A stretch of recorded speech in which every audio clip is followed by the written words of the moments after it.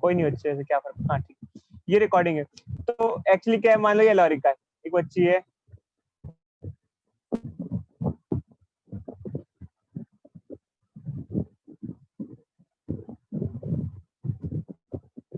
SSC, तो इसका मास m है, मास ऑफ एलोरिका, तो इसका वेट कितना होना चाहिए, mAg।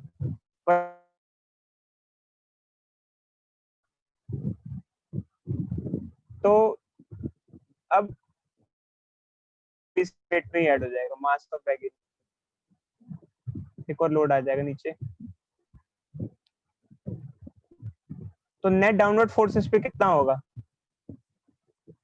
MAg plus MBg। आप जब बैग अपने कंधे पे टांगते हो आपको भारी फील नहीं होता,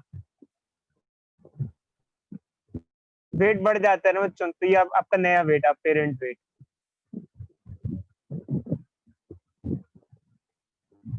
समझे नहीं समझे? Yes sir. Parent weight. और मान लो यही बस्ता आप पहन के आप तराजू पे खड़े हो जाओ, विंग स्केल पे खड़े हो जाओ, तो अगर आप मान लो एलोरिका हमारी 30 kg की बच्ची है जैसे मान लो ये, ठीक है, अब ये 20 kg का बैग पहन के खड़ी हो जाए स्केल पे, तो 50 kg की रीडिंग आएगी, जबकि आप क्या 50 kg के, आपका मास 50 kg है, ये आपका 50 kg मास है या पेरेंट मास है आपका, बताओ एलोरिका बताओ। एपरेंट। एक्चुअल एक्चुअल मास तो आपका 30 kg मान लो, कितना है बच्ची, 30 kg, कितना kg, हेलो यस सर। एलोरिका कितने kg की बच्ची, 37। चलो बच्ची थोड़ा 7 kg कम ले लिया हमने, माफी चाहते हैं, ठीक है ठीक है, 50 kg आ रहा है, तो ये आ गया बच्ची देखो, 30 kg मतलब एक्चुअल मास है, और जो आपको टोटल ओवरऑल फील हो रहा है 50 kg का मास आपको फील हो रहा है। समझे बच्ची नहीं समझे बताओ? एक्चुअली क्या है यस यार, सर। वैसे अपेरेंट मास का कोई कॉन्सेप्ट नहीं होता है, कभी भी अपेरेंट मास कुछ होता नहीं है, एक्चुअल मास ही होता है बॉडी का, बट अपेरेंट मास का फालतू में कॉन्सेप्ट है, मतलब कहने के नाम का है, बट है नहीं, इसकी वर्थ नहीं होती। अपेरेंट वेट फिर भी होता है, क्योंकि आप पे जो नेट डाउनवर्ड फोर्स लग रहा है उसे अपेरेंट वेट कहा जाता है। ये बात समझे या नहीं समझे, बोलो बच्चों, बोलो भाई यस बोलो। सर।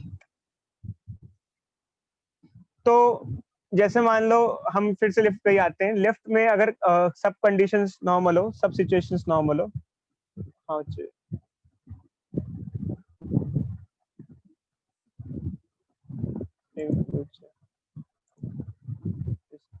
हाँ, तो अगर लिफ्ट में सब सिचुएशन नॉर्मल हो और लिफ्ट कांस्टेंट स्पीड से या रेस्ट पे हो, मतलब रेस्ट पे हो, तो उस केस में आपका नेट डाउनवर्ड फोर्स आपके वेट के बराबर होता है, और जमीन उतना ही यहाँ पे नॉर्मलाइजेशन लगाती है, तो ये हमारे सामने होता है। तो उसके सामने आपका उसके केस में आपका वेट या पेरेंट वेट सेम ही होता है, जो कि क्या होगा, आपका जो वेट होगा वो क्या होगा, mg होगा, और आपका एक्चुअल मास और अपेरेंट मास सेम ही होता है, जो कि नॉर्मल m होता है। अपेरेंट मास जिसको हम कह सकते हैं एक्चुअल मास। मैं फिर कह रहा हूँ बच्चों, अपेरेंट वेट तो फिर भी होता है, अपेरेंट मास कोई प्रॉपर कोई कॉन्सेप्ट नहीं होता है, अभी पूछ ले कोई तो ठीक है, बट वैसे कोई प्रॉपर कॉन्सेप्ट होता ही नहीं है। वो तो ये है जो रीडिंग आ रही है उसको मैं अपेरेंट मास कह रहा हूँ, जो रीडिंग आपको दिख रही है। अच्छा, अब अगर लिफ्ट ऐसी ना हो और लिफ्ट एक्सेलरेटेड हो, जैसे यहाँ पर तो लिफ्ट रेस्ट या कांस्टेंट वेलोसिटी से, अगर सिचुएशन ऐसी है जैसे कि हमने केस कर, lift is moving upward with acceleration a, upward acceleration है, उस केस में नेट डाउनवर्ड फोर्स हो जाता है mg प्लस m। अब बच्चे कहते हैं सर ये कैसे हुआ, सर ये कैसे हुआ? देखो, जो लास्ट क्लास में हमने सूडो फोर्स की स्टडी की थी, उस बेसिस पे मैं आपको समझा सकता हूँ, या फिर आप कुछ और बेसिस पे भी समझ सकते हो।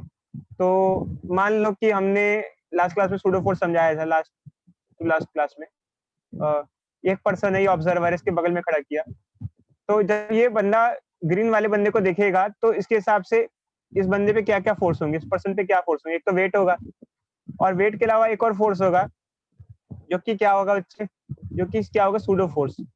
अगर ये बॉडी ऊपर एक्सेलरेशन से जा रही है तो उस पे एक एम ए फोर्स डाउनवर्ड और भी होगा। मैंने आपको सूडो फोर्स इंट्रोडक्शन दिया लास्ट तो नेट डाउनवर्ड फोर्स यहाँ पर mg a हो जाएगा, mg प्लस m हो जाएगा, mg प्लस a हो जाएगा। यहाँ आपका जो अपेरेंट वेट है वो ये हो जाएगा। तो जब कभी हम बहुत फास्ट अप मूविंग लिफ्ट में होते हैं तो हमें वेट भरा बड़ा सा लगता है एकदम से। कभी अगर आप मॉल वॉल में जाओ तो एकदम से आपको अजीब सा फील होता है लिफ्ट में। अब आपको बहुत अजीब सा फील होता है लिफ्ट जब एकदम से चलती है, एकदम से रुकती है या एक्सेलरेशन कर रही होती है, तो थोड़ा सा अजीब सी फीलिंग सी आती है। इस चक्कर में आती है क्योंकि उस टाइम पे हमारा जो अपेरेंट वेट है लिफ्ट के मोशन की वजह से वो चेंज हो जाता है। अगर हम एफबीडी ड्रॉ करें तो उससे समझ में आता है। बट खैर बच्चों, यहाँ पर हम सूडो फोर्स की हेल्प से नेट फोर्स दिखा रहे हैं। नहीं तो आप ऑब्जर्वर को अगर बाहर भी लो तो उससे भी हम इसे शो कर सकते हैं। बट खैर इसके चक्कर में ज्यादा मत पड़ना बच्चों, एग्जामिनेशन पॉइंट ऑफ व्यू से देखो कि हमें ज्यादा वेट फील होने लग जाता है ऐसे केस में जब हम अपवर्ड एक्सेलरेटिंग बॉडी में हो, तो हमारा parent weight mg plus a हो जाएगा। और तो उसकी रीडिंग क्या आएगी? रीडिंग ऑफ स्केल क्या आएगी? देखो रीडिंग क्या देता है, नेट डाउनवर्ड फोर्स अपॉन जी।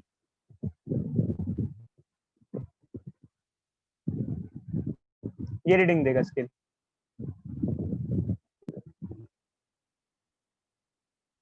कुछ कुछ समझ में आ रहा है बच्चों? हेलो हेलो, बोलो भाई बोलो। Yes sir. देखो बच्चों, ज्यादा मैं एफबीडी बना के इसको अभी मैं डिटेल में और नहीं समझा रहा हूँ। मैं सिर्फ आप लॉजिकली समझो, कहाँ से समझो।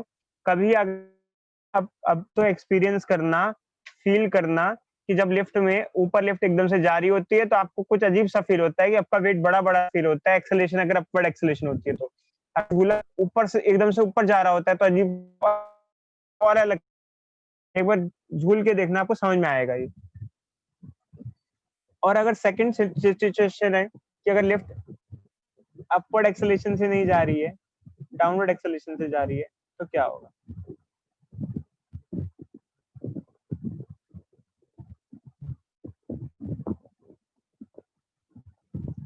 ऐसे में बंदा है ये, इसका वेट तो नीचे लगेगा mg।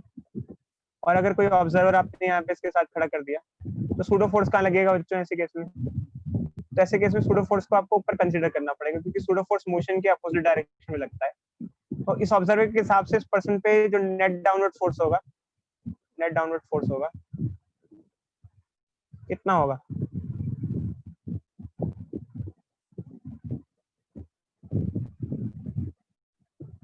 mg माइनस ma,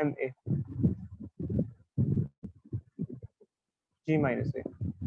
और रीडिंग ऑफ स्केल क्या होगी?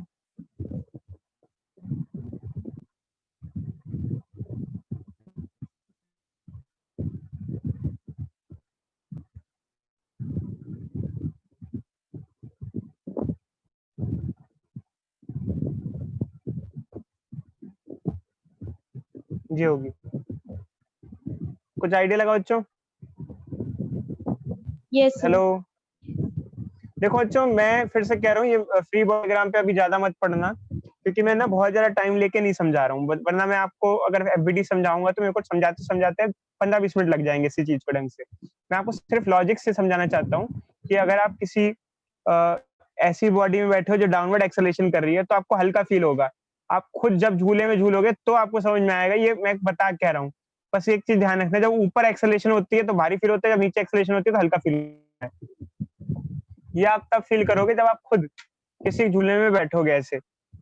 तो अब ये हम पढ़ क्यों रहे हैं बच्चों ये थोड़ा बहुत केसेस? क्योंकि एक्चुअली क्या एग्जामिनेशन में पूछे जाते हैं। हमारे पास लिफ्ट वाला केस आता है। और इवन अगर आप प्रैक्टिकली करके देखना, कभी झूले में जाना जाना, कभी मौका मिले लाइफ में, ऐसा टाइम आए तो आप खुद फील करना बच्चों। अभी तो फिलहाल ऐसा नहीं आएगा टाइम दीपावली मेले में भी।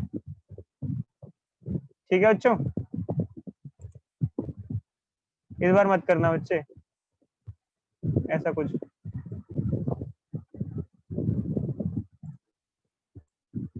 लो बच्चे, क्वेश्चन क्वेश्चन ट्राई करना।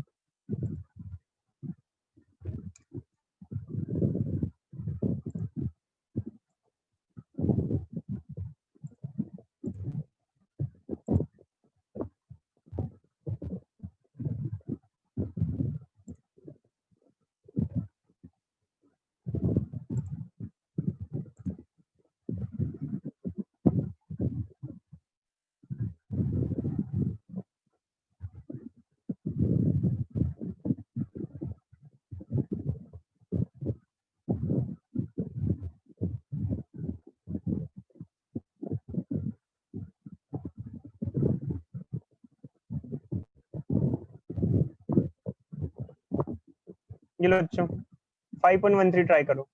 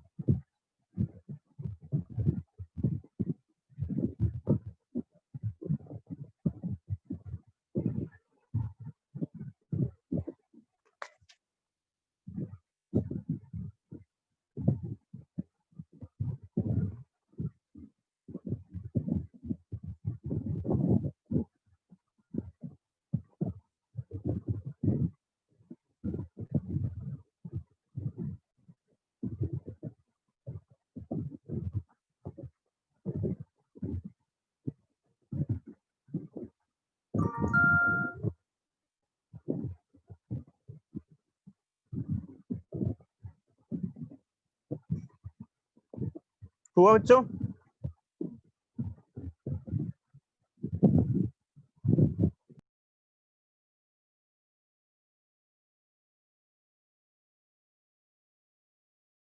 फॉर्मूला दिखाऊं? फॉर्मूला दिखाऊं क्या बच्चों?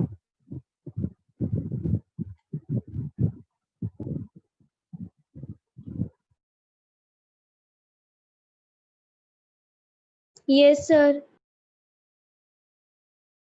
देखो अच्छी,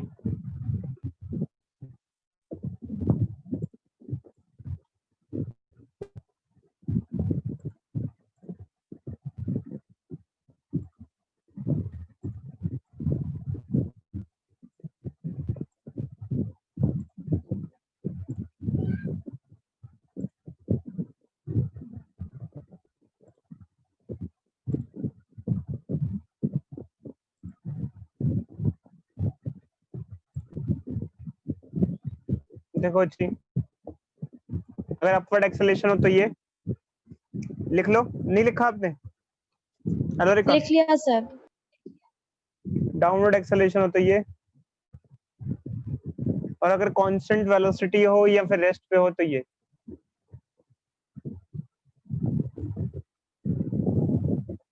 चलो करो, बताओ हो गया?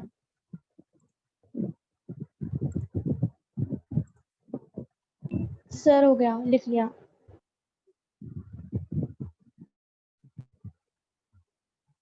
बच्चे हो गया सर। अगर आप चाहो तो मैं इस फॉर्मूले को डिटेल में डिस्क्राइब कर सकता हूँ, बट फिलहाल बच्चे रिक्वायरमेंट इतनी नहीं है। चाहो तो मैं आपको बता सकता हूँ डिटेल में कि ऐसा होता क्यों है।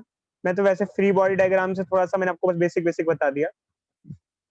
तो पहले का क्या होगा बच्चों? पहले में क्या लगेगा फॉर्मूला? कोई बच्चा बताएगा क्या चाहिए हमें? विंग स्केल क्या चाहिए हमें? रीडिंग दी हुई ना? Yes sir. तो पहले केस में क्या रीडिंग आएगी इसकी? मास की क्या रीडिंग होगी? 700 बोलो भाई। न्यूटन। देखो अच्छे, मास की रीडिंग पूछिए, वेट की नहीं पूछिए उनसे। मास मास जो वेइंग स्केल होता है वो मास देता है, तो 70 केजी ही आएगी, क्योंकि कांस्टेंट स्पीड से चल रहा है। मैंने आपको बता रखा है बच्चे, जब कभी कांस्टेंट स्पीड से चल रहा होता है, देखो वेइंग स्केल की रीडिंग पूछा है बच्चे, फिर से सुनो। वेइंग स्केल क्या देता है आपको? मास देता है। अगर कांस्टेंट वेलोसिटी से हो या रेस्ट पे हो तो अपेरेंट मास और एक्चुअल मास सेम होता है, तो इस केस में हमारी जो रीडिंग आएगी वो यही आएगी, एक्चुअल जो मास है उसका वही आएगा, शो करेगा।